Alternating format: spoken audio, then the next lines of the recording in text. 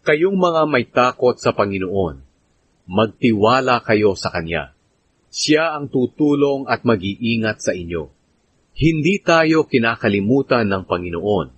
Pagpapalain niya ang mga mamamayan ng Israel at ang mga angkan ni Aaron. Pagpapalain niya ang lahat ng may takot sa Kanya, dakila man o aba. Paramihin sana kayo ng Panginoon, kayo at ang inyong mga angkan.